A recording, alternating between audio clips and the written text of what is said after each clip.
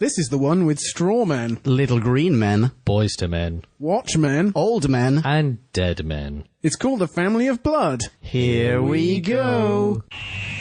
We're still on our endless voyage, all through time and all through space. With Levine and angels now, Daleks, Cybers, and dude, wow. Tennant, Smith, and Eccleston, Gallifrey, where it all began. Doctor Who is cool again, that was Russell's master plan. Who back when? Reviewing all new Who there is. Who back when? Subscribe and rate on iTunes, please. Rose and Donna, Amy Pond, Rory, Martha, and beyond. Join us on this odyssey. What other choice could there be than Who back when?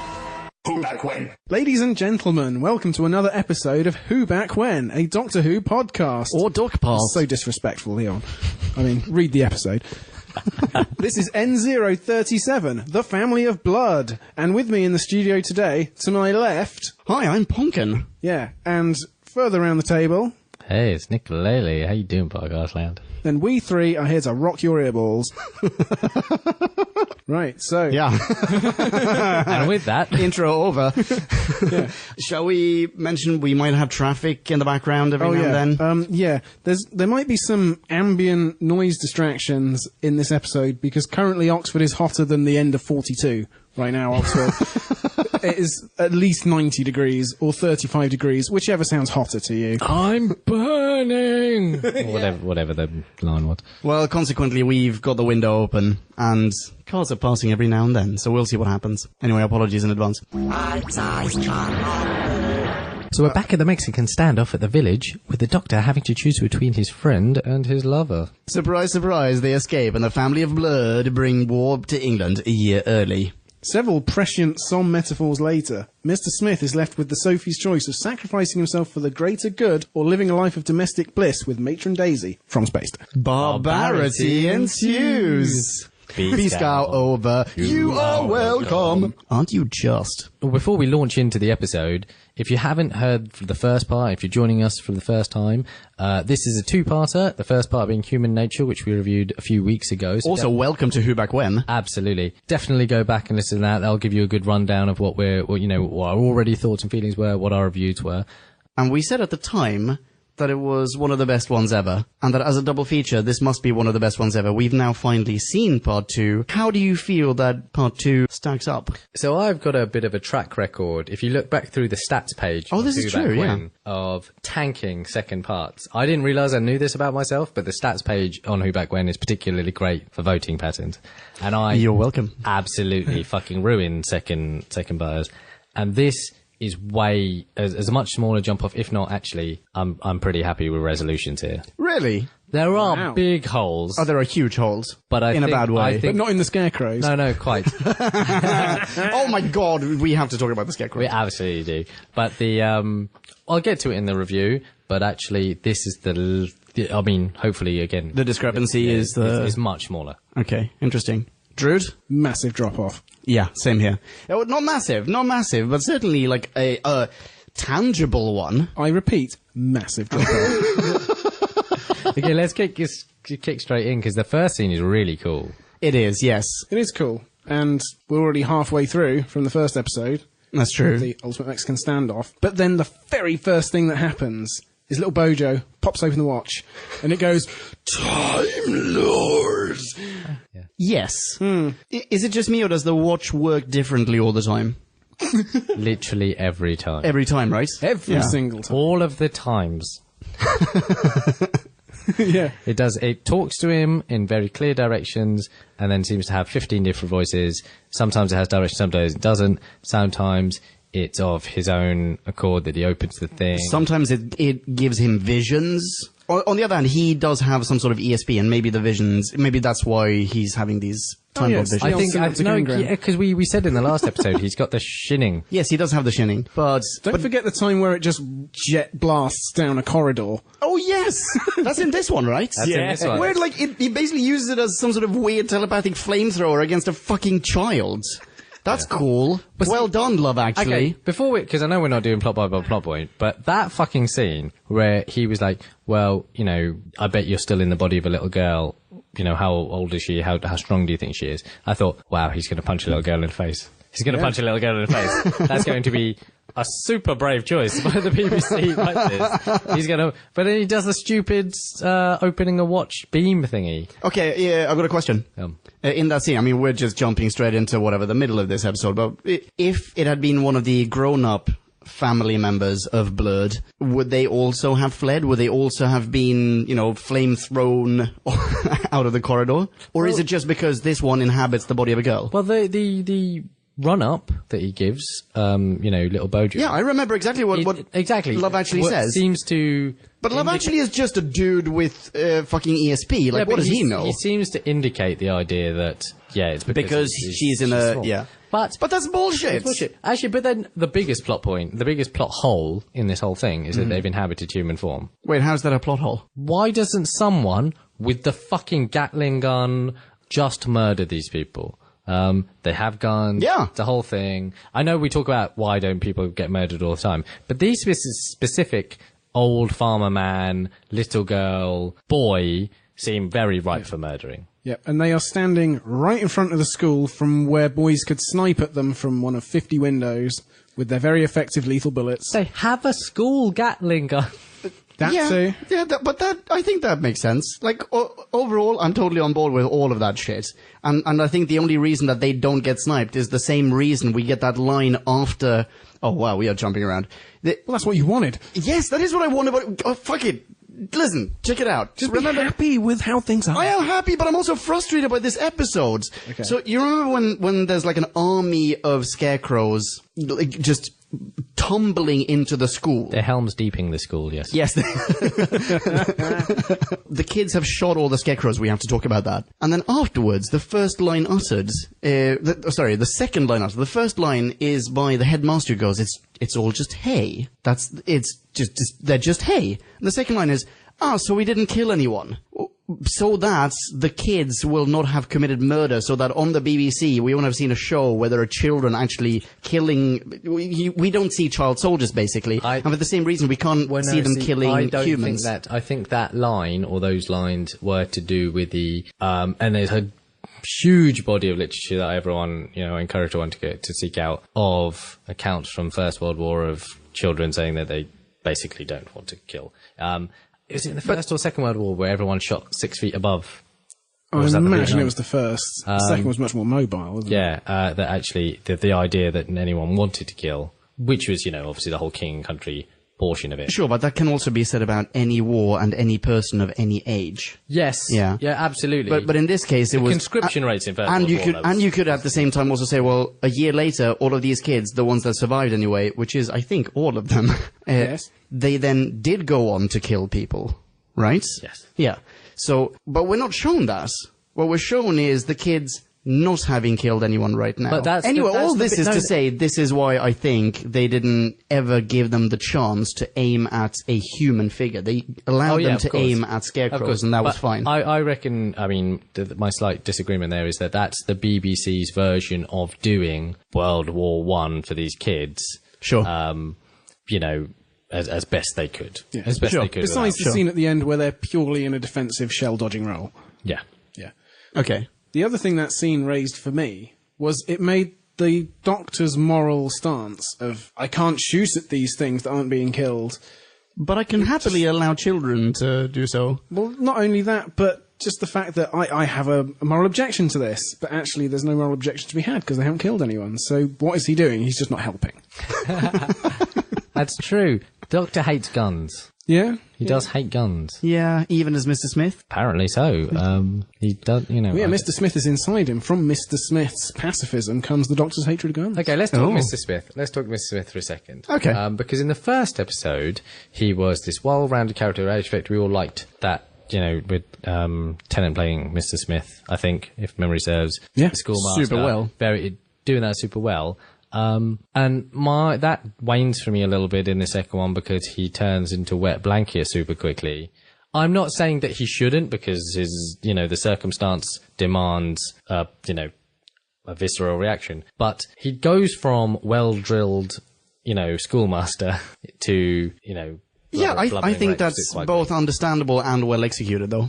Yeah. In the context of, holy crap, am I just a made-up person? Am I not real? Are all these memories that I have, are they just the story, in quotes, that he was telling Martha about in part 1? But the shooting part as well is where I'm sort of like, the departure. Like I said, he's holding that rifle and not shooting and all that. Where are we supposed to be inferring there that that's the Doctor poking through, or is that just Mr. Smith being a wetty? I know, when the Doctor finally shows up at the end of this episode, he is a massive sadistic badass. Yeah. In multiple ways, not just the obvious ways, but we'll get to that. Yeah, we will get to that. I have problems, but okay, we'll get to that. Well, I mean, this episode, dancing between two identities, polar opposites, there are a lot of grey areas, and I don't know, would more clarity have been better, or would we just be saying... what I'm saying is I don't think they executed it as well in this episode.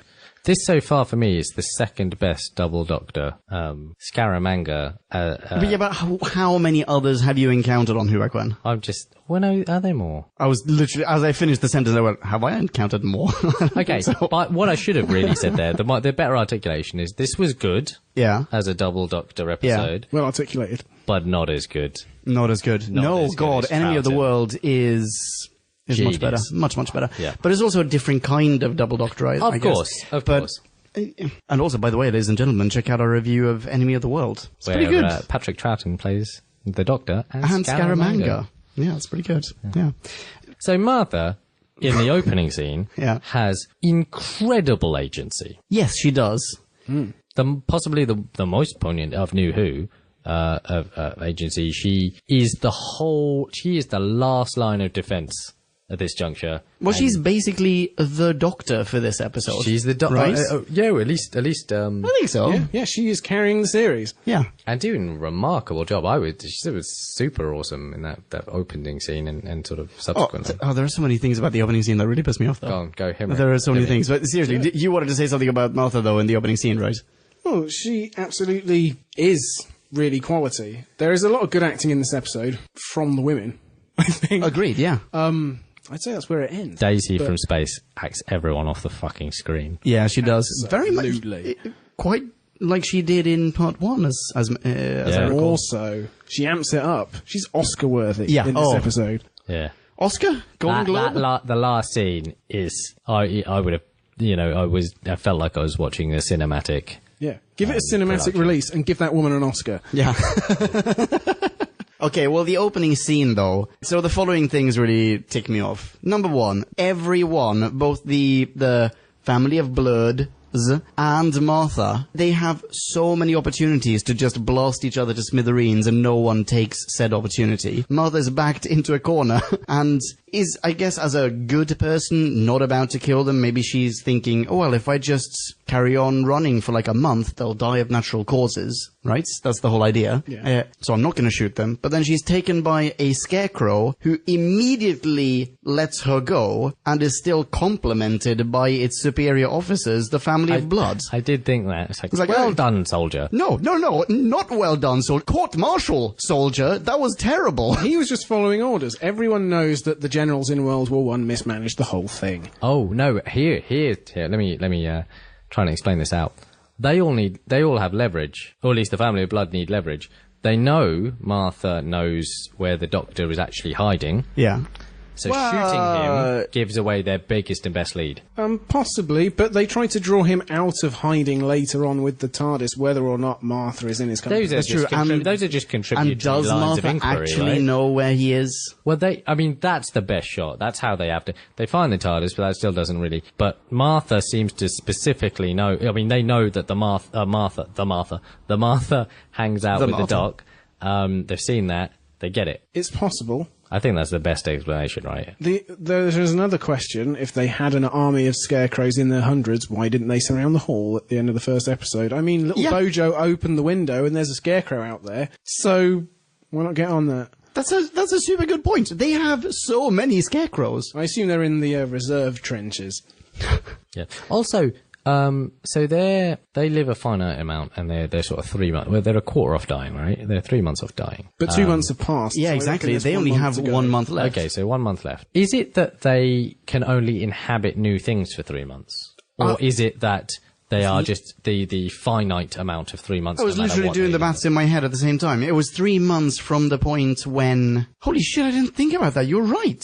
So is it 3 months after they take over someone? Couldn't they just jump from human to human? I think 3 months is all they've got. That's what Unless makes they most take sense. over, what, like, in total? In total. Yeah, I think so. Forever? Yeah. As in forever? But that's overall? what I don't understand is that how have they been surviving hitherto? Yeah.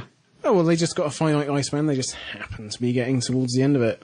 I really don't All think of it's them at the explained any same more than that. time. So in The 3 I know that months... there are 2 generations involved there. Yeah, but I really exactly. think- In 3 months, they've even procreated. Why not just keep like? What does it matter if they wait 3 months? Yeah, the older generation, Uncle Monty and what's her face, they're gonna die. I'll But tell you what it is. creepy student and tiny girl, they could like have an incestuous green light baby, or they could go and find some more blood family members. Son of mine and daughter of mine are clones of the mother and father of mine, and they are prematurely senescent cell-wise. I think the best explanation is that they have somehow encountered a finite cycle. Like, I don't know how they got to that point, but they've entered the last 3 months. Wait, just to clarify, what you're saying is that you don't know how to explain it, but your explanation is that you don't know how to explain it.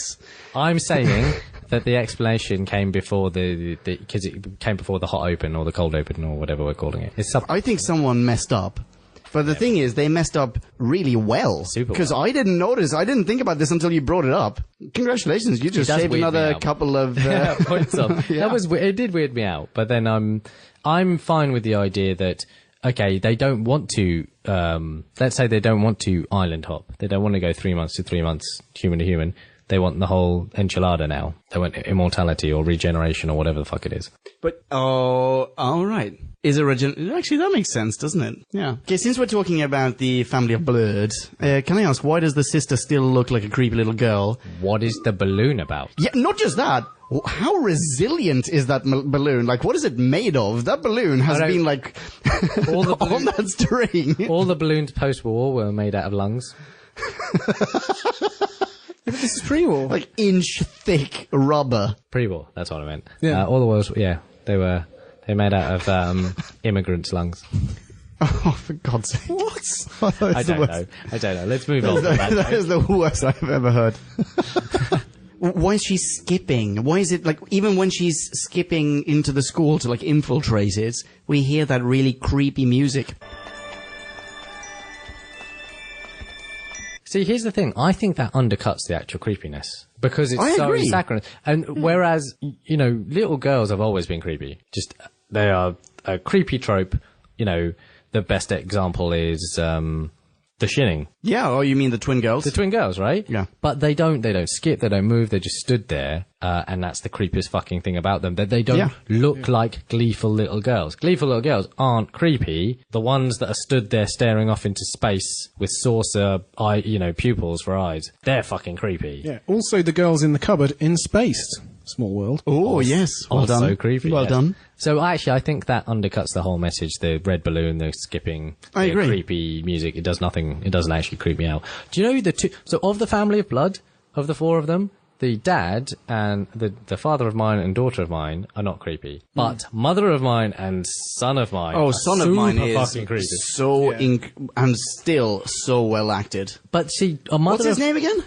I forget. Baines? Baines. They do the heavy creeping work, definitely. Yeah. Absolutely. But the mother of mine, there's a particular scene in the opening where Martha's asking whether Jenny has died. And like, because she's been consumed. She's like, oh, all that screaming, and then screams really significant. And it's like, shit, that is fucking creepy. Yeah, it's super sadistic. Yeah. Oh yeah, actually, that was the line that confirmed what at least I was unsure of in part 1 or in our first review. She does confirm they kill their victims, like the people whose bodies they take over. They actually kill them. Mm-hmm. Which is what leads us to the Oscar scene eventually. The Oscar scene hinges on the idea that people have died. Yeah, true. Yeah, absolutely. On the subject of Mother of Mine, Go for it. does anyone here watch Raised by Wolves by any chance? No. Oh, Does anyone in podcast land watch Raised by Wolves? anyone in Write in and tell Drude. If anyone in podcast land watches Raised by Wolves, Caitlin Moran's Channel 4 sitcom, the actress playing Jenny is also Ardella, the mother in the show.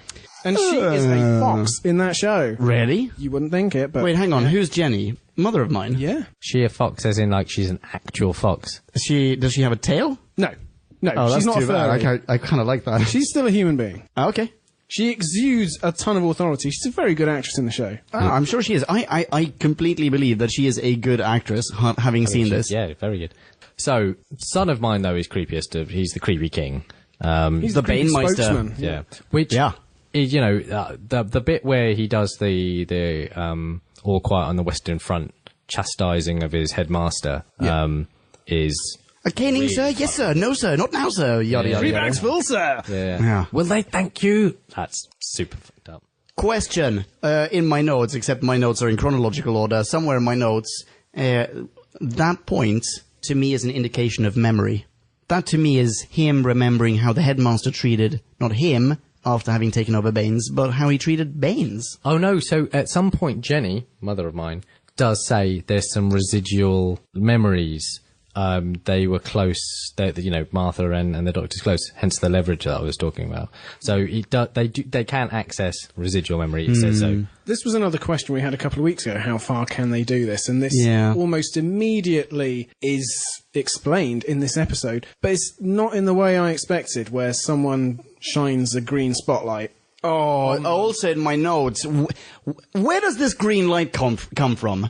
It is some of the cheesiest sci-fi, like 1960s sci-fi horror effect ever. And I quite like that, but we're talking like, what's it called? Plan 9 from Outer Space is like that level of horror. Do you know what it reminds me of? No. Just them communicating by like, nano. No. I'm wearing headphones, but otherwise I'd twist my ear. That's what it reminds me of. Oh, actually, so another thing about the family of Blood and their technology that bothers me, super poorly designed gun. I mean, the gun looks very effective, but that doesn't look handheld to me. No, it looks like a worm. It looks like the memory worm that Capaldi handles later on. It looks awfully designed. Terrible ergonomics. But then again, they don't know which kind of body they'll be inhabiting, right? So they kind of design them for human hands. They'll have been designed them for something else. What do you think their true form is? Exactly. Boom shakalak. Their true form is like, their hand is like a cup holder that's like a hollowed out ice cream cone. That's what I'm talking about. They have ice cream cone cup holders. They're Lego for hands. men. They Bingo! look like Lego people. They have Lego hands. What's weird is that they don't revert to those forms in their eternal torture. Yeah, they remain human. I mean, the very, very finite flesh casing. Yeah. Okay. I mean, the Doctor is said to freeze time for exactly one of them, Baines. Yeah. The Scarecrow. The other three? Yeah, one of my last notes is, they'll live forever? ? The mum would be torn apart. Uncle Monty would just die of natural causes. Someone surely will find Baines. Yes! Surely. And, conduct all manner of experiments on him. And if the girl is in every mirror, why would he visit her only once a year? Does he not look in other mirrors? No, he says, in every mirror. I visit her once a year. Does he never look in mirrors? No, How do you trap someone in a reflection? I mean, what's way I suppose. what's way worse than that is just out the corner of your eye, it's she's 4/5 of that mirror. Yeah. But she probably knows She's exactly which mirror. Quite a lot of that fucking mirror, dude. That's not just out of the corner. If you see something moving, it's because that's And why does she not constantly F with him? That is ripping off Roald Dahl. The Witches. The Witches. Yeah. That's what that's ripping off. Ooh. Huge. That's exactly what I went to. Yeah, same here. You know The Witches? I do know The Witches, but from when one I was of the kids, the one. Witches traps in a mirror, in a painting, in a painting, yeah. And the idea is that at the corner of your eye. Yes. Oh, yeah. I talked with Miramu and I spoke about that one thing 2 days ago. Yeah, that is really she weird. lives on a farm and she's feeding the ducks, and exactly. then in the other one she's in the house and. And that's weird. what this is ripped off, but so badly. Yeah, but also, if you were this girl, would you not constantly F with the Doctor? Every time he combs his hair, she'd just be there jumping up and down, distracting him. Oh, he'd like that, though, the sadistic bastard. I mean, the other parallel that I saw, and my classical friend over here might be able to help me out, is all the Titans. Right? Like Prometheus and all the other ones, and Atlas and such. And they were given these weird... forevermore punishments I see, yeah. Not mirror thingy. Or the the raven, crow, Pecking out the liver? yeah, stuff like that. Sisyphus. Yeah, exactly. Well, no, Sisyphus is rolling the boulder. Boulder, yeah. Prometheus had the That is Prometheus. Yeah. Is it Prometheus for stealing fire? yeah. Right. But the general point is that those were those sadistic, forever type tortures. That fits the classical the exact education. same- well, not me, but Which fits. our future Tory Prime Minister over here. Oh, wow. Yes. I forgot about that joke. I know. Which fits into the Doctor's sort of godlike domain throughout this series, various divine references. He is now playing Zeus, assigning the Titans. these He punishments. becomes But more he's- and more Zeus-like. But he's done this once before. It just dawned on me. He's done this once before in New Who. The three witches in Shakespeare Code. He trapped them forever in a snow globe. He was like, you will be here forever looking out into the TARDIS, because now he just stores it in his, closet. Also, Zeus-like, he likes to bang everything. Yeah. Absolutely. He even tries it on with this woman that he's technically just met. Yeah. Yeah. That's fine, though. Don't judge. No, but immediately tries to subsume the quote-unquote dead Mr. Smith. Yeah. He's like, hey, but I've got his eyes. It's like he's trying to bang at the wake. That's that's next level move. He's trying to bone the widow. The double widow. Yeah. I can do whatever he can do. Yeah, but exactly. Way more experienced. There's a little bit of him inside me, and if you like, you can have a little bit of me inside you. He tried to bang the double glazed widow. Oh, wow. Oh, shit. That's both good and terrible at once. I don't know, I'm so conflicted. I went from terrible to genius. That's amazing. Can we cut out the pause so it looks natural? Oh, definitely. I laughed immediately, long and hard. But no, you're absolutely right. It's just like at the end of 42. He makes absolutely certain that there's no poon left for him in this scenario and goes back to Martha, yes, time to leave. Yeah, he doesn't even show any remorse, does he, really? No. Or the shame in it. He's just like, oh, this... So let's get to the Oscar-winning scene real quick. Okay. So Daisy, Matron Daisy, is fully amazing because she reacts how I want so many people that encounter the Doctor to react. This was one, part of the zenith of war criminal Doctor, torn Doctor, not actually the world's greatest moral compass, or the universe's greatest moral compass. He did and was called on some things. He's like, well, you turned up here and you brought death to our door. Why has no one said this to him? I think people have said this to him. I mean, not necessarily, not as well. not all of, certainly not as well. But I think even on Who Back When we've encountered something like this before. In New Who, Struggling. someone surely has told him. It might be because I'm feeling like it's not as well, and not as because so at the I swear with someone Madame- at some point told him, you have caused death. Like, death follows Queen you. Victoria. Certainly, yes, but that's almost a misunderstanding, I feel Well, like. see, I 'Cause think- he did save the day and Queen Vicky was just being kind of daft. How close they get to kissing that she delivers the blow. Oh, I know. So delicious. She just nails that scene entirely, and he is being a massive dick, we should say. He's being a massive dick, but I also don't think Tennant's necessarily delivering well. Well, I think Really? Jessica Hines is acting off the screen. Yeah, that's what I think. I really think that. I think Jessica is But it's her scene. That's what. I agree with you 100%. She does a fantastic job, not just in that scene, but particularly in that scene. But it is her scene. But you can have two actors bring it to the same scene. Yeah, but all he has to do in that scene, I'm not saying that his job is easy, but all he has to do, comparatively, is not a lot. Like, he basically just has to go, oh man, I bet you're so wet. Oh, it turns out I'm an arsehole, I better go. Like, he needs to do that, you know? Yeah, but I didn't think... I'm simplifying, obviously, but you see what I'm saying, I wanted right? to see more conflict. I wanted to see more earnestness in the way that he tried to woo. But actually, it turns out he was just like, well, I'm done now. We're good. Hey, everything's great, right? Yeah. Do you think that maybe he's asking her to tag along as a companion out of, not because he wants to take the express train to Plowtown, but because of, maybe out of pity in a way, like he wants to, he realizes he's taken everything from this woman and he wants to give a little bit back in the form of this adventure, right? I think I felt that in 2007. Mm-hmm. 7 or 8? 7 or 8. Didn't feel that this time. I felt that at Pound Town. Because he talks about I have his eyes and shit, right? Yeah. Something like that. That's true. That's not companion. Baby. Yeah, we could give it a go. Yeah. All Yeah, that actually, nonsense. that's not at all the case. No, he proves himself to be a complete dick in this scene. And massively superficial. Yeah, Yeah. very much so. And what I'm saying is, if his character wasn't constructed like that, which Tennant, as an actor, must have some control over, the Doctor's supposed to be a man of incredible charisma. Yeah. And I'm going on Daisy's reaction and being like, of course you'd reject him, because she's acting that rejection and that complexity so well. But at the same time, he's not very alluring. No, not at all. And she's just... She finally dared to love someone again, and then she just lost that dude. It doesn't matter that they look the same. And plus, she lost him because, in effect, the Doctor killed him.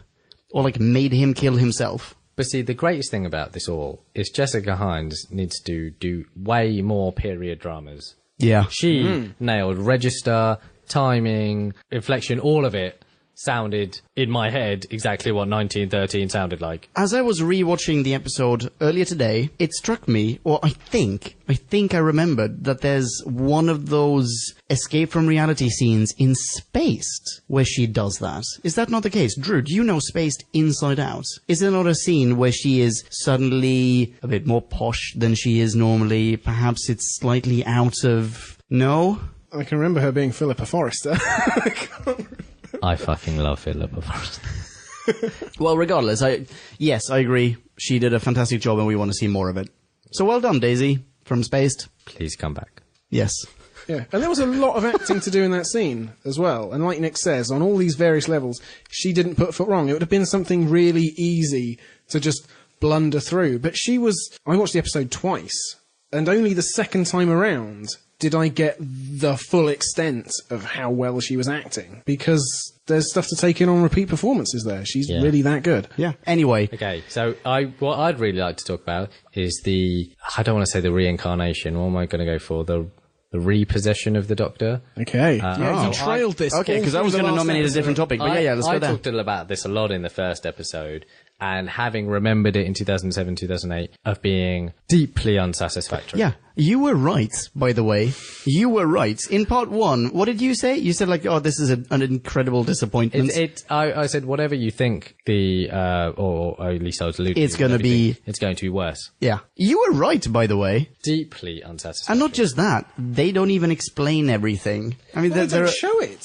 Well, now, see, here's the thing. They don't show it at all. It happens off screen. It's an aside. It's a Shakespeare scene where it's like, oh, and they just won the war. Now, in 2007 and 2008, I didn't realise it was an aside, or at least now, in 2016, I'm thinking maybe it was an aside. What I had thought at the time was like, oh, this was all nonsense. The watch meant nothing. You could have re-inhabited yourself at any given point. You've just picked the best and most dramatic version to do so. In 2016, I understand the idea that on the way to sacrifice himself, or seemingly, he's playing the dunce, and on the way to the ship, he's re-inhabited himself. That's how I read it now. Yeah, it has to be. That's not how I took it at all. Here's what I reckon happens. First of all, let's just acknowledge he is definitely the Doctor, not Mr. Smith, when he stumbles into the spaceship. He is pretending to be Mr. Smith, right?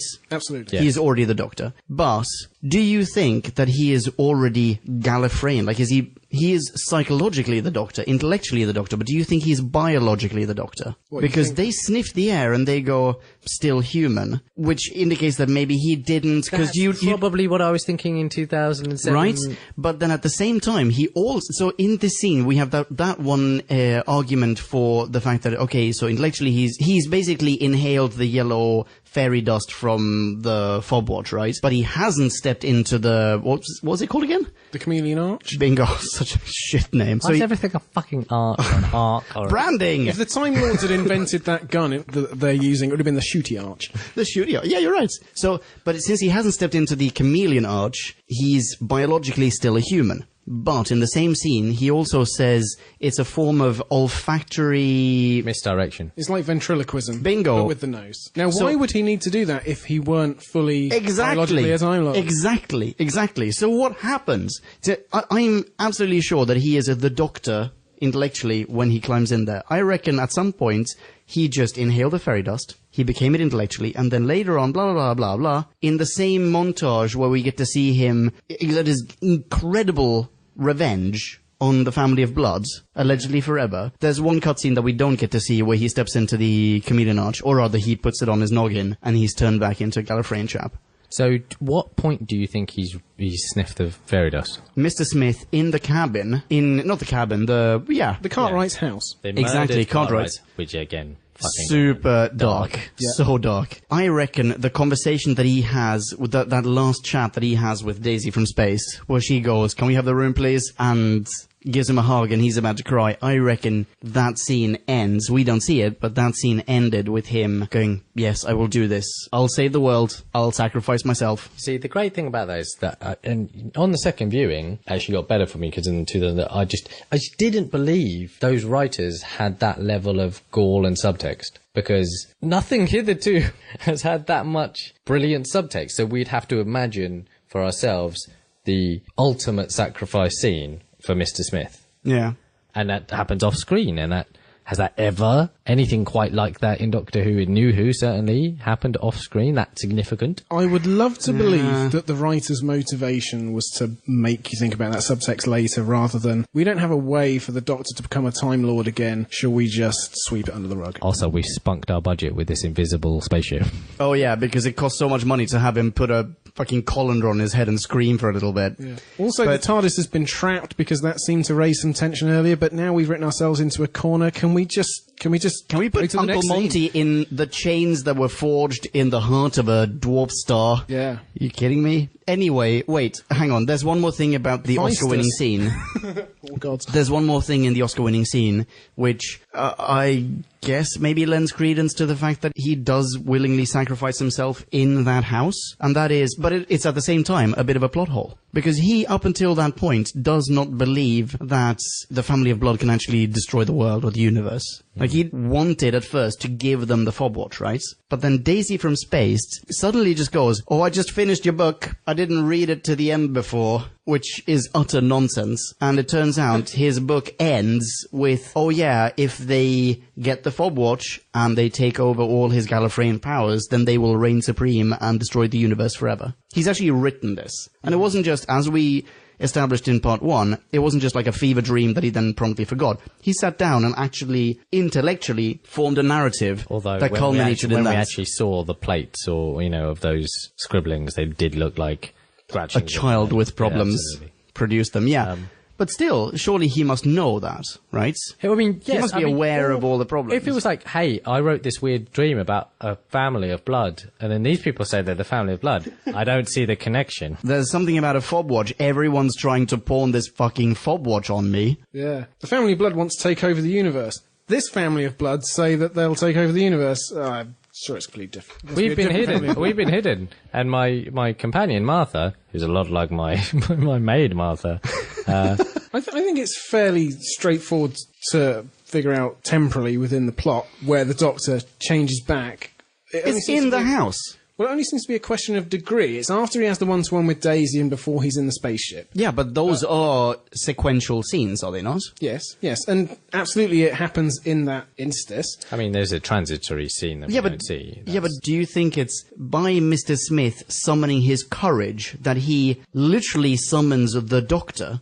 Or do you think that Mr. Smith summons the courage to look into the fob watch and thus the Doctor flies back into him? Now, I thought the latter. I thought the former in 2007. I don't think it's that deep, man. Well, actually, I thought the former, because I was trying to rewrite what was shitty. I was just like, did he just become the what was the fucking fob watch about? What is this olfactory misdirection? What the fuck are you talking about? Well, the olfactory misdirection thing is full bullshit. Whatever. Full bullshit. So I couldn't tie together all those knots as a, like I said, cracking on for 10 years ago. Well, neither could Paul Cornell, but okay. It's quite.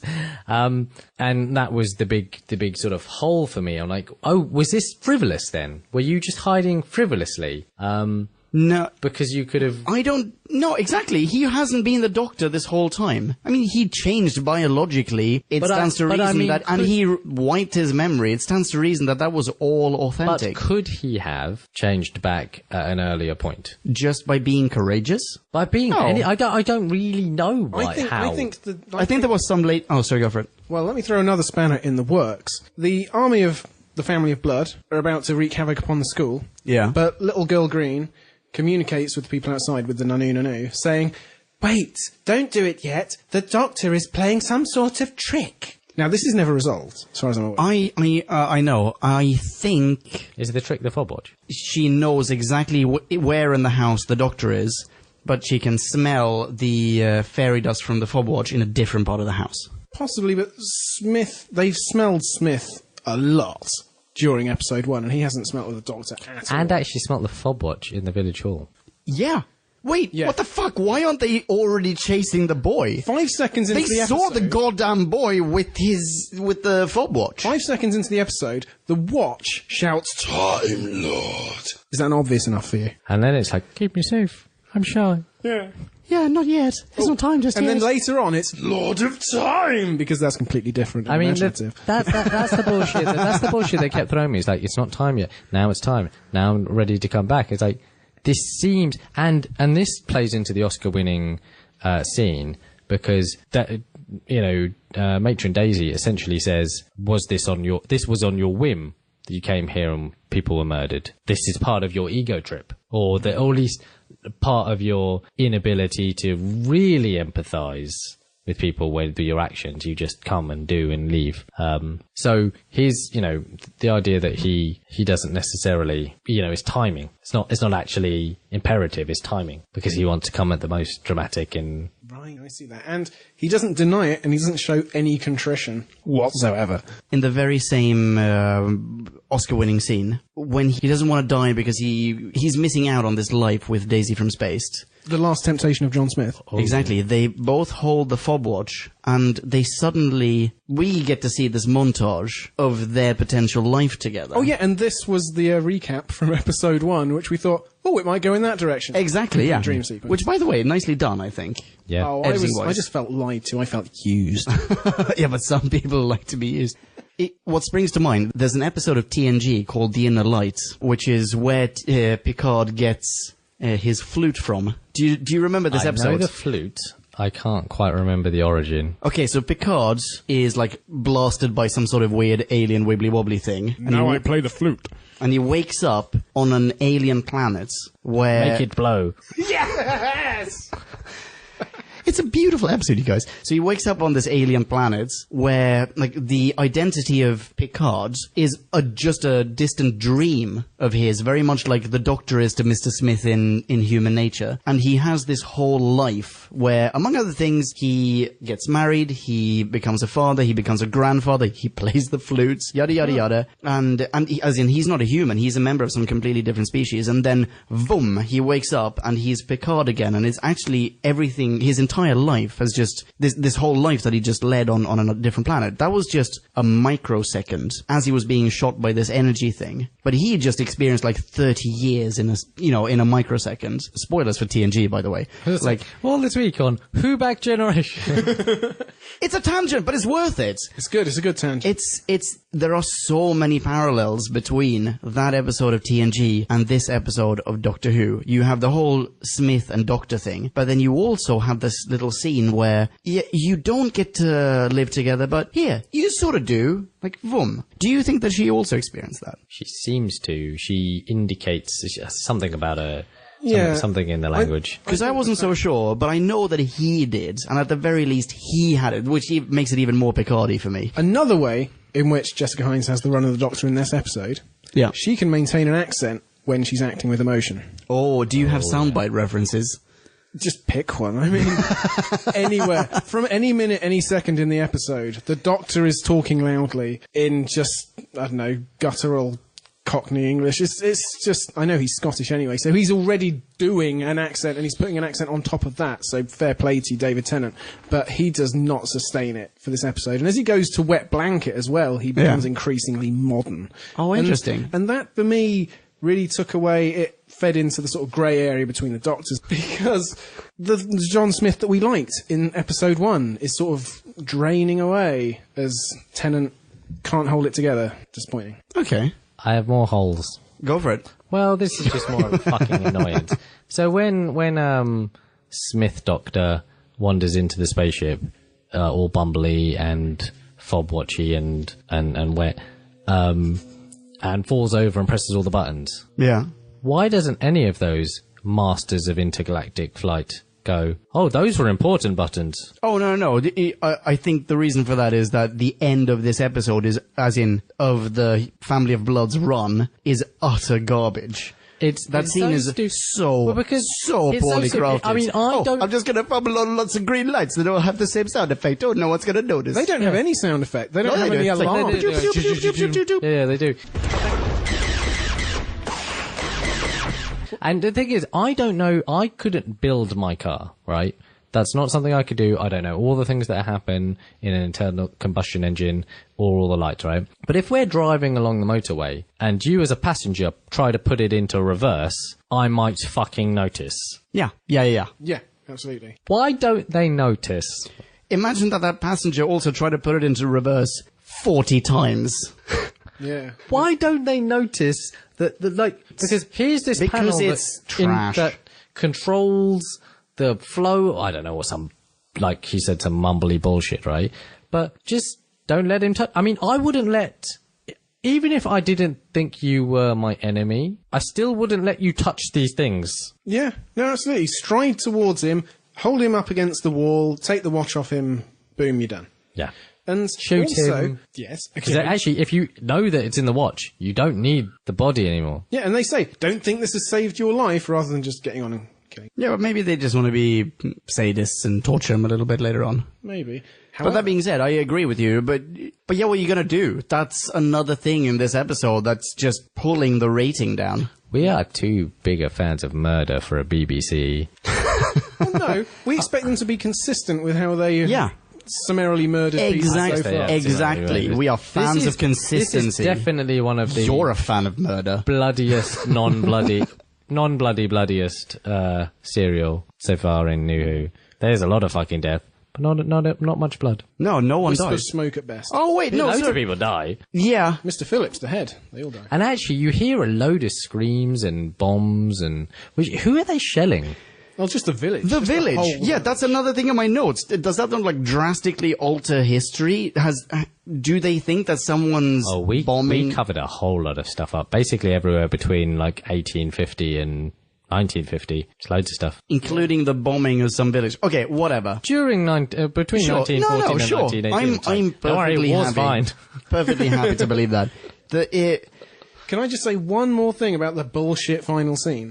When they are running... Yeah. Across the field, are alarms not blaring and wailing and going off? Oh, all the alarms that they set up? To warn them about when the ship might be being sabotaged and about to blow up. That would have been useful a minute earlier. No? Why aren't they alerted to someone putting their car in reverse at 70 miles an hour? Yeah, in 40th reverse gear. Why are there a bunch of buttons that, when all pressed... In a row... lead the ship to self-destruct. So in any given around the room and go blub blub blub over here and blub blub blub over there. Did you put your car into first gear and then second gear and then first gear again? I'm sorry, that detonates your car. I'm sorry, that's just something that we didn't think of. Now what he's doing is he's putting the spark plug in the petrol tank. That's what's going on there. Yeah, but that's because there's a button that takes the spark plug and puts it in the metal in the petrol tank. Oh, okay. Sorry. On behalf of Paul Cornell. Can we talk about the scarecrows for a little bit? Do you mean the scarecrows held together by molecular fringe animation, sir? Aren't I good at science, sir? Why are you so good at this? You are so good. I made a note of the soundbite time. Don't need it. That was infinitely superior. Oh, well done. Well done. Even the grimace was there. Oh, Baines, what an amateur. Okay, so... Okay, how do scarecrows work? Yeah, in part 1, we had the conversation about how Uncle Monty goes up and pulls out the guts, the straw guts of a scarecrow. Yeah. And it's actually just straw. And what's his face again? Baines explains that it is, I'm not going to try to do it because I could never do it as well as you did, but he explains that it's basically just, it is animated hay, right? Yeah. Or it's made to look like hay anyway. It's made to take on the shape of whatever, the characteristics of hay. He even pulls off the arm of one of the soldiers in actually what is a pretty fun scene because the soldier just sort of looks at the stump and goes like, oh, that's kind of weird. Didn't see that coming. I wouldn't have stood here. Why then can the kids shoot bullets at these scarecrows and have them fall down. Like, they fall down like it's that scene in Platoon. Like, just, riddled with bullets. Okay. Explain. Right. So I'll give you the post-prod rewrite and the writing reason. Okay. I'm going to go for. The post-prod rewrite is that it's like T2. So This is what you said last week. Very prescient. I know, but that's just because I wanted to make a reference to that Dyson machine. Okay. I think it's like T2. You think so? That is like they're knocked out. They're knocked out. They're coming back. But the only reason they come back, I think, is because later on the Baines. Why do I keep forgetting his name? Baines Leighton Baines. cries out. And that reanimates them. Yeah, molecular fringe reanimation. Yeah. Okay. And then the reason that they did that is because we haven't really touched on properly, really got into the World War I motif. So this is those writers trying to address in some way, I don't know what everyone in podcast land right now is feelings right now into World War I, but as a British person, it's so baked into our national psyche. So that's their way of doing, the Somme, Flanders Field, without having to do the Somme. Yes. Yeah, PG. Yeah. The water. Yeah. Well, no. Yes, definitely. But they are made of straw. How do you explain this? What do you think went through the writer's mind? What was Paul thinking they when he were wrote that? thinking more about the children, tears in their eyes, feeding a machine gun than they were thinking about the logical consistency of straw men. Because that is a fucking emotionally raw. Agreed. Yes. Agreed. That really got to you, right? That Very got well to me. shot. Very good build-up. The kids, yes. The straw men being shot. So I think the idea is that you're supposed to focus on the kids. Supposed to focus on the kids, not the straw. And also straw men, I know that's more a rhetoric point, but it is, I mean, it would only have been better if they were toy soldiers. Yeah, tin soldiers. Tin soldiers. That's it, yeah. You know what I think? Molecular fringe animation, it's basically not even that good imaginative way of saying there's some basic force field holding them together. You shoot enough bullets at them, the force field breaks down. He says reanimate. Or if you're a corpulent farmer and you just grab some of him, then that's fine. Or if you grab 4/5 of him. Yeah, they can take a few bullets, they can take a couple of fists, but, beyond that, I think the hole's too big. The T2 explanation is probably the best you're going to get here, Leon. I would worry less, but that's right, what that fine. Was. What is doing this song. Now, let me talk about that. So little Bojo and his shitting and his... Boris is back! and his fob watch that now tells his death clock. Yeah. Death clock. Yeah. I've got to say, and I was emotionally, I still am emotionally cut up by the kids feeding the machine guns through tears. That was fucked up. So undercut with him walking through no man's land, because I know as having done this stuff at school, there were children essentially fighting that war, 16, 17 years old. 14, 15 years old. Yeah, quite. But there was something about Love Actually's Bojo that just didn't sell it for me. Mm-hmm. When he was doing the carrying his mate, it's like, that's an order. Who is the guy, right? Oh, that's his mate. He's not his mate. He's the dude who's like, translate my Catullus. Yeah, David Cameron. Yeah, exactly. It's David Cameron. But David Cameron, what I'm saying is that little Bojo has nothing about whoever did the makeup, whoever coached him through the fucking acting of that scene. It was such an afterthought. They were just like, just walk through this and seem like you're scared. They completely, like, in the way that the going over the top for Blackadder scene was... makes you want to cry. Iconic. It made that portion where they dodged the bomb. It was reminiscent for me of the school play that Max does in Rushmore. Yes. Like, let's just cram every war stereotype into this one scene. I'm not going to make it. Exactly. No, this is what I told you all those years ago, except this was a year ago? Less than. Yeah. Less than a year ago, because one full year ago, you were a total dick to me, and I never would have told you that would survive. And at some point, now he's become this kid's officer. Yeah, obviously. It's an order. Obviously, because he's a good guy, so he's better, i.e. he's now the superior officer. Basically, what I'm saying is that kid was unable to do, and not that he couldn't have ever done or couldn't do now, but quite clearly at the state wasn't given... the right direction or the right lines. Yeah. Nor was David Cameron. No. Who is going to deliver the, no, leave me, I'm done for? Who's going to deliver that well and convincingly? Well, quite. It's just been done too often. And it's not like To death, one might say. It's not like Love Actually can't act either, because I actually thought when the TARDIS left, he actually acted better than most other people at something that wasn't there. Yeah. Yeah. I agree. And I like that the scene. scene with the little girl before he actually lasers her in the face with Doctor Watch. I hate that girl. That little exchange is actually really good. It's kind of tense. No, it's not. No, before that. So when he gets to those, like, when he says, I bet you're still just in the body of a little girl. I'm thinking, he's going to rush her. That's going to be awesome. No. And then he doesn't. You know what really took me out of that scene? It was, how the shit do you, man-child, know anything about how aliens have taken over other human bodies? And are you a fan of science fiction novels? Like, have you read a bunch of Penny Dreadfuls and that's why you know all this shit? He's got the shinning. And when did you last see a girl? You've been at a boys' school for, 3 years now? Exactly. Like, actually, what's running through his mind is like bone, bone, bone, bone. Bone, bone, bone, bone, bone. I'll hold your balloon. Let's definitely not make. They're both the same age. It's okay. We're talking about him. Yeah, they're contemporaries. It's fine. I want to bow out of this right now. Okay. Where do you go from there? I think I'm done. Is there anything left to talk about? Actually, yeah, since we have brought him up, let's just soundbite his description of the Doctor. He's like fire and ice and rage. He's like the night and the storm and the heart of the sun. Stop it. He's ancient and forever. He burns at the center of time and he can see the turn of the universe. Stop it, Ted, stop it. And he's wonderful. Yeah, he smells the turn of the universe. He craps thunder and shits lightning.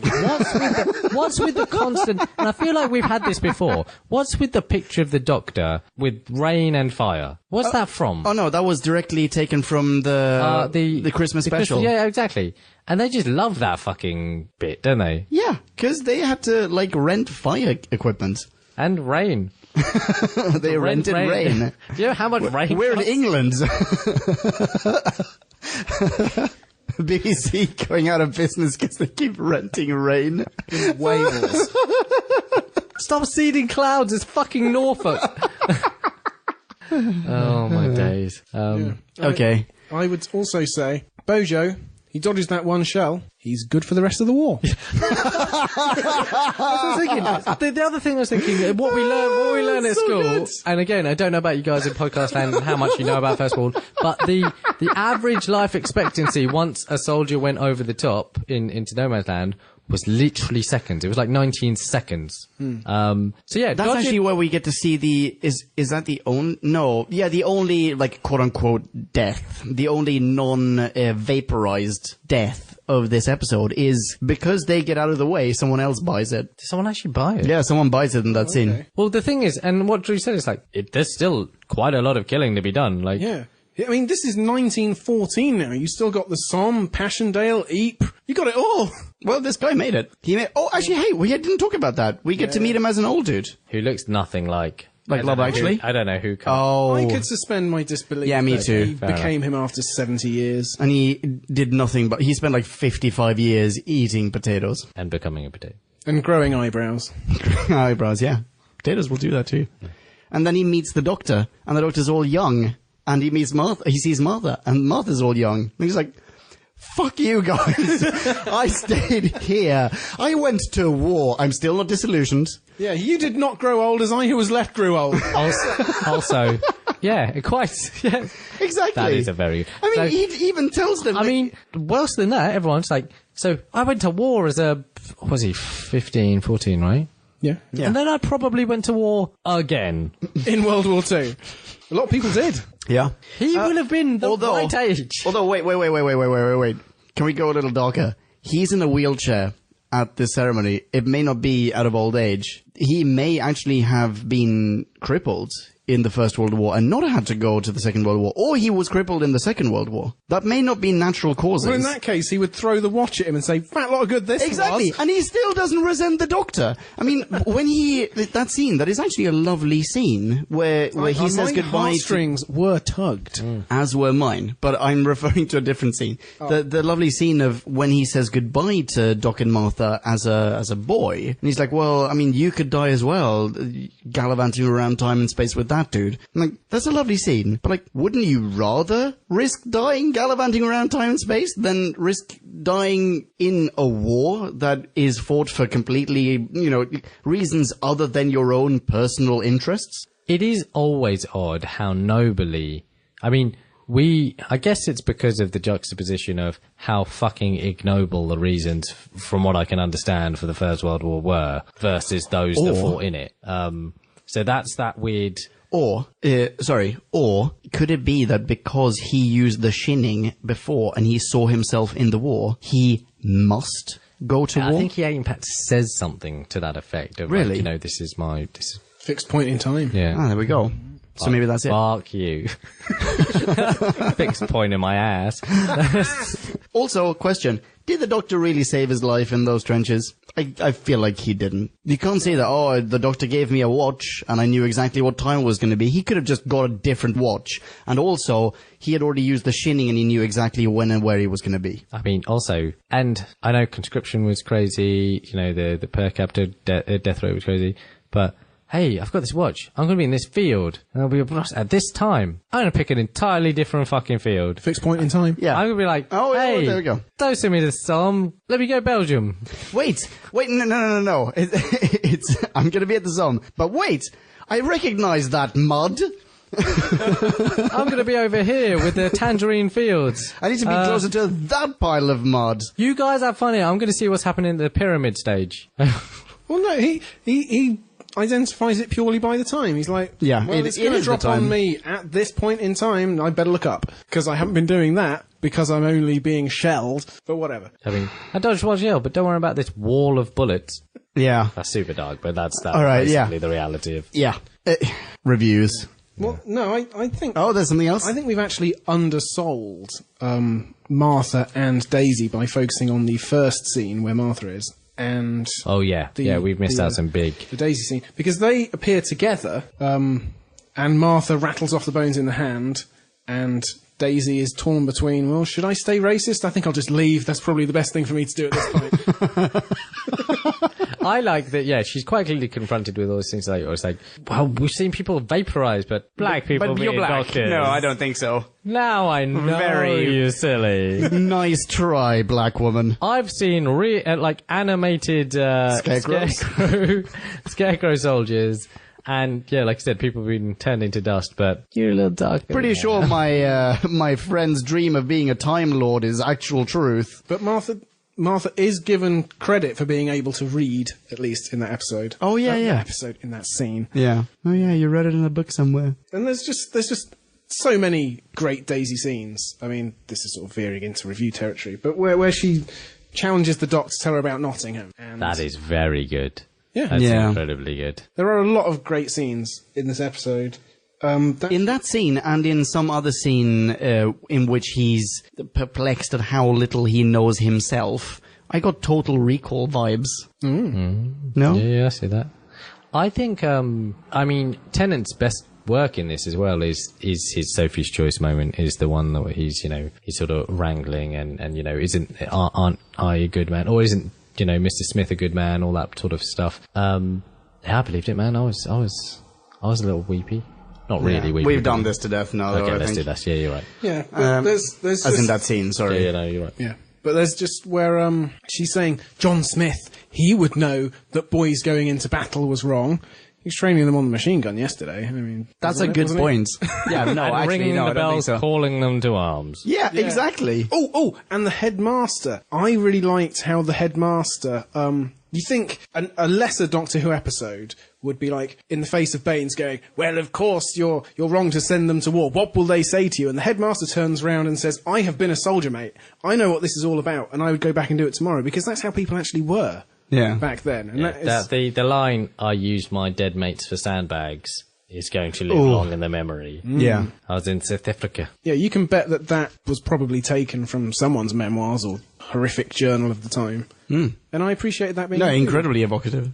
Yeah. 2 more things before we jump into reviews. Oh, okay. 1, next time, blink. 5 Oh, yeah. seconds of that. 5 seconds of that preview, and I was wide-eyed and not blinking. It's just directly affecting. I cannot wait. Nor can I. I am really, really excited. Yeah. The second thing is, I'm going to update something I said about 42. Oh. You know how we argued about how the Beatles pre-download question could still possibly be relevant in the 42nd century? Yes. Well, Drake has now been at number 1 in the UK for 14 weeks because the charts are sorted by streaming now instead of physical sales. So basically, the charts are grinding to a halt, culture is grinding to a halt, and so everything I said is true. I'm happy for you and sad for us. I did not understand that train of thought, but okay.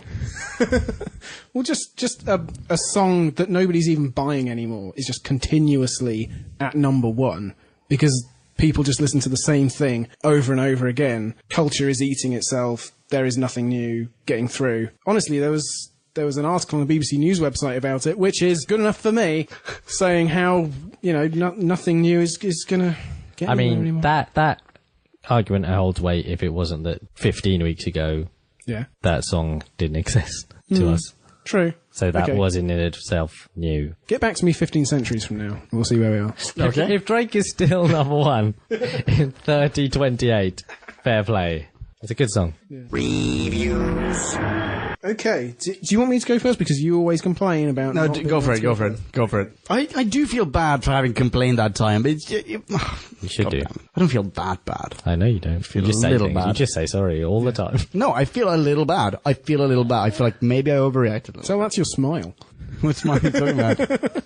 You can hear yourself smiling, for goodness sake. Anyway, the writing was definitely a step down from last time, in my opinion. Whereas in Human Nature, each character had a space carved out for them. This week was all about action, but that action was muddled, it was confused. They were in the school, the Doctor was playing a trick. They were out of the school, was the Doctor's trick that he wanted to get into the spaceship. That seems pretty contrived. And only Martha and Daisy came out of this episode as well as they did last time. The Doctor had his moments, but he was also partly a bellend, which I suppose was him returning to his Doctor form. But I don't like that form. I liked Human Nature, John Smith. I would say that Daisy was so good. If we can't have a black Doctor, Idris Elba, like everyone seems to want, then let's have Jessica Hines be a new female Doctor.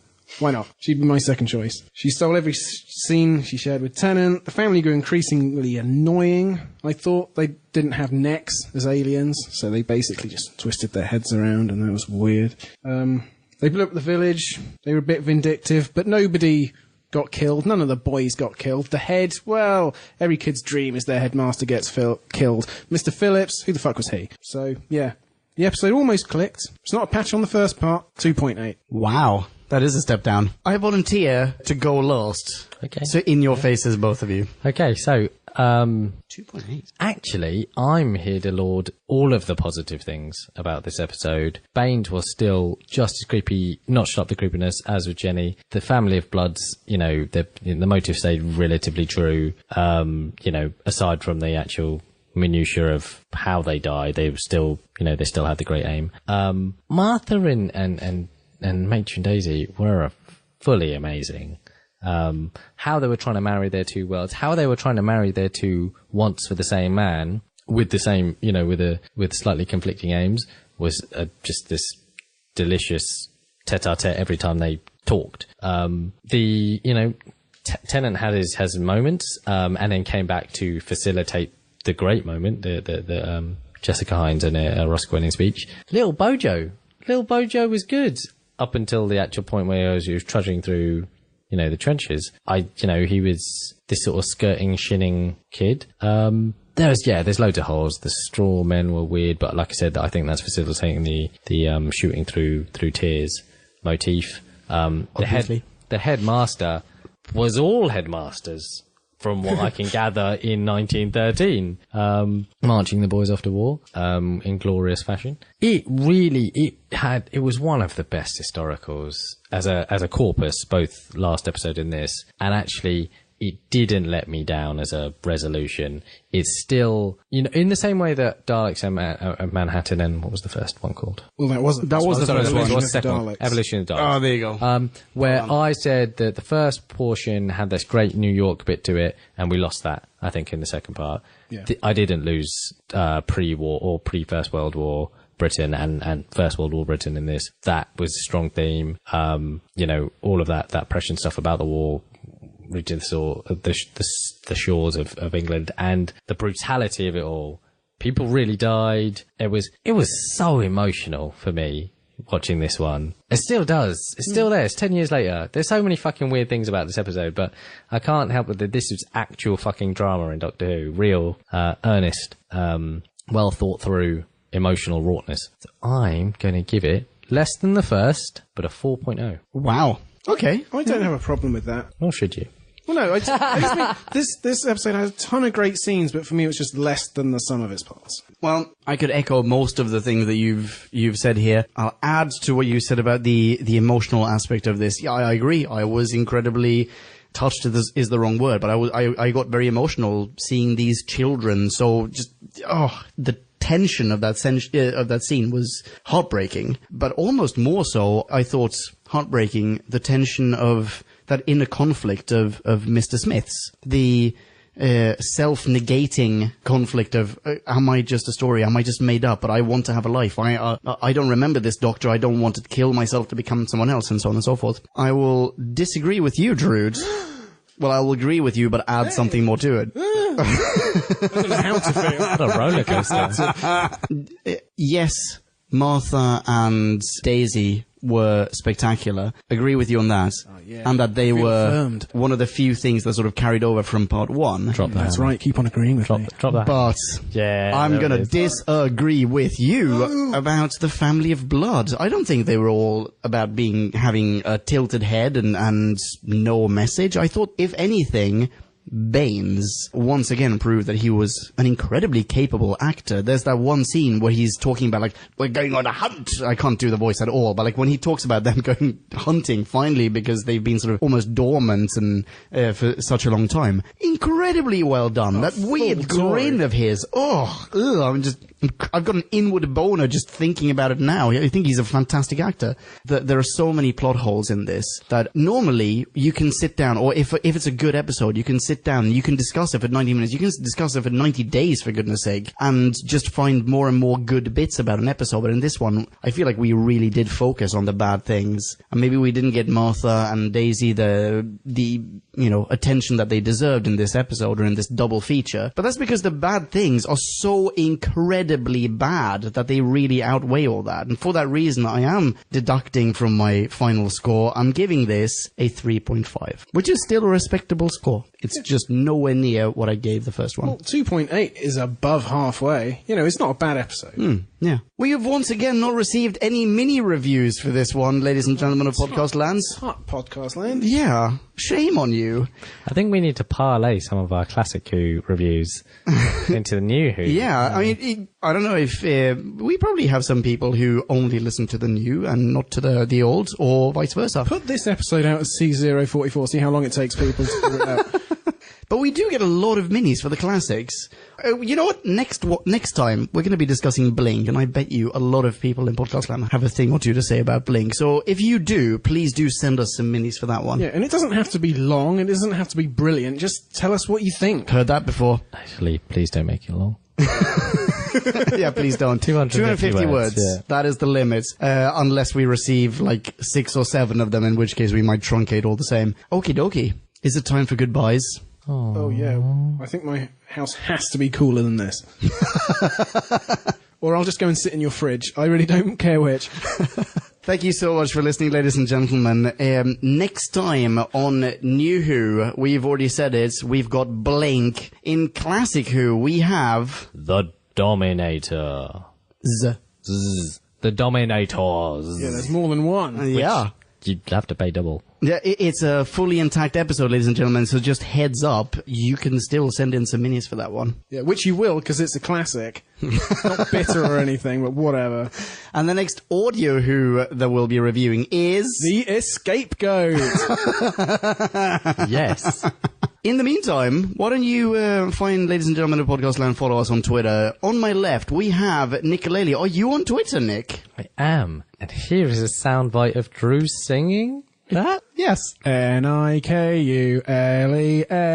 That spells Nick. Ukulele.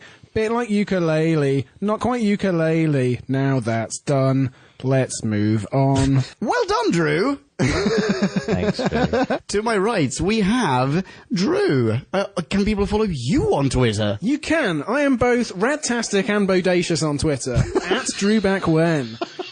I'm Drew Back When. You'll like me. And I am Ponkin. High five me on Twitter. I'll high five you right back. Here's a soundbite of JD singing how you spell that. Ponken. Ponkin. Thanks, JD. Again, thanks again for listening. Rock on, be rad next into each other. Ciao.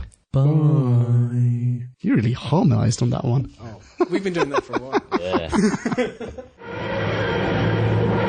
Kablamo! Did you enjoy the show? Then please do what the cosmos compels you to and spread the gospel of Who Back When. Tell your friends. Don't have any friends? No problemo. Tell some strangers. Like us on Facebook. That's facebook.com/Who Back When. All in one word. Are you on Google Plus? Then find us on Google Plus. That's plus Who Back When. And when you do, tell us why you're on Google Plus. Who Back When just got its very own Twitter account, no lie, so give us a follow. You guessed it, that's @WhoBackWhen, all in one word. Check us out on SoundCloud, vote us up on Reddit, listen to us on Stitcher, and head on over to our website, whobackwhen.com, where you can leave a comment, submit a review of your own, and peruse our visual index of aliens, monsters, and more, which increases in kablamos with every episode. And lastly, give us a rating and review on iTunes. Not only would it make us super chuffed, and it really, really would, but as thanks, we will transmigrate your iTunes nom de plume into the credit list of trailers for fake Doctor Who audiobooks produced by Who Back When. Have a poke around our bonus episodes to make more sense of that. That's it. Rock on and be rad and excellent to each other. Catch your earballs in our next classic Who review, new Who review, or, still funny, audio Who review. Ciao. Who Back When?